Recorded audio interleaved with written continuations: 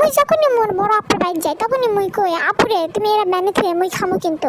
তো আসসালামু আলাইকুম, কেমন আছেন? আশা করি সব ভালো আছেন। আজকে তুমি আমাকে আমি সাপড়ি বানিয়ে দেখামো, আমার বোনের স্পেশাল সাপড়ি।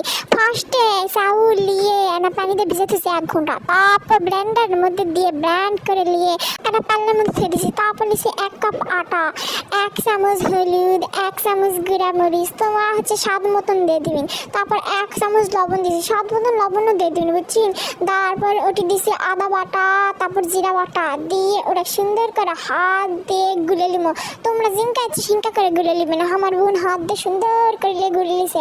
গুলে নেওয়া যখন হয়ে গেছে ওর মধ্যে ম্যাজিক মশলা আছে না, ওরা ঢালে দিছে। ম্যাজিক মশলা দিলে না অন্যরকম টেস্ট লাগে, এই জন্য ম্যাজিক মশলা দিয়ে ওরা আবার হাত দিয়ে ভালো করে ঘুরে ঘুরে দিছে। দিয়ে তারপরে একটা কড়াই তুলে দিছি, দিয়ে কড়াইয়ের মধ্যে হালকা পরিমাণে তেল দিয়েছি।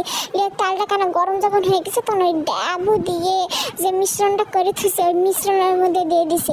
দিয়ে সুন্দর করে চিনি দিয়ে এদিক সেদিক ছেড়ে দিছি। শোনো, যে ব্লেন্ডারটা করবে একে মিহি করে ব্লেন্ড করবেন না, কিন্তু এনা দানা দানা থুবি তো খাবেন তো সেই মজা পাবেন। তারপর ভাজা যখন হয়ে যাবে তখন উল্টে মাল্টে দেবেন, দিয়ে আবার উল্টে প্রসেসে আবার দিয়ে দিছি, দিয়ে ঢেকে দিয়ে আবার কিছুক্ষণ পর আবার উল্টে দিছি।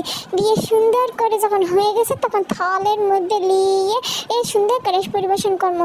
তারপর ওরা নিয়ে শসা, পেঁয়াজ, লেবু সাথে উডুসে লিখছিল, নিয়ে উডুসের সাথে মুই খেয়েছি, হেভি টেস্ট পেয়েছি, বুঝছেন।